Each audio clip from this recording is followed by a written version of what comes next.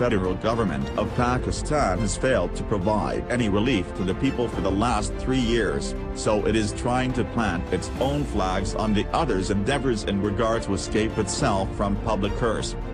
Very few people know that before 2015, the famous and well-known cardiac charity hospital in Karachi, NICH, had a very small number of ventilators, monitors and other modern equipment. Today NICVD is one of the best hospitals in the world. The Sindh government may not have done much, but the Karachi Civil Hospital's kidney ward, the Sindh Institute of Urology and Transplant, Chennai Hospital's emergency ward, the National Institute of Cardiovascular Diseases, the National Institute of the Children's Health are at the top level because PPP has played a big role to bring them at this stage. Thanks to Dr. Eddie Brisby, SIUT has started opening branches in all over Sindh. Earlier, more than 20 branches of NICH have been opened, and more are yet to open. In 2015, no one would have thought that one day a charity hospital like NICVD would become such a big giant that the Federation would cross all the constitutional boundaries to usurp it and come out against its own province. The present federal government has failed in the last 3 years to get its own institutions like railways, PIA, steel mills back on its feet. Its focus is now on the self-depending institutions of the provinces and the self-reliant institutions of Sindh in particular.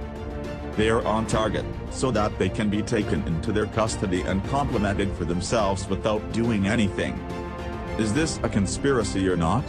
But the straightforward question is, why are these well-run hospitals are being taken into custody by federal government? What is the purpose of such a decision? The people in power, who never tire of shouting anti-corruption slogans, had been unveiled when the sugar hoarders and corona vaccine procurement scandals came to light, in which the Prime Minister's special friend seemed involved. The vaccine which was being sold in the international market at 700 to 800 rupees per vaccine was shown to be purchased at 8,000 to 9,000 rupees. But it doesn't end there.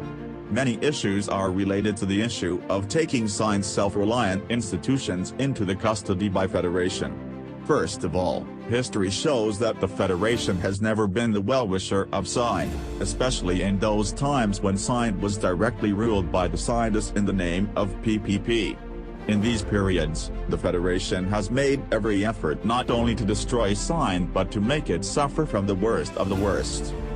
The current federal government has also emerged as an extremist enemy of Sindh in the name of opposing the PPP. Motivations such as destroying institutions, their privatization, benefiting private institutions as a result of their destruction are not hidden from anyone. The real headache of the Federation is why these institutions provide expensive services to the people for free, why not people should pay in the name of fees and other revenues, so that the losses due to the failed policies of the Federation can be fixed.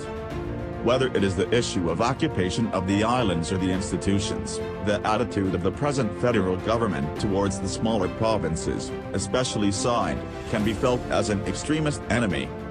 The representatives of federal government sitting inside used various tactics to make people believe in this and to create a mindset of Sindhists that institutions of Sindh are not running well.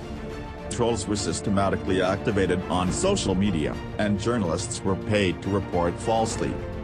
You will be amazed to know that all of them used to avail free treatment from these institutions, not only for themselves, their families but also to their friends and acquaintances without spending a single penny, because they also know that the standard free treatment is not possible anywhere without these institutions.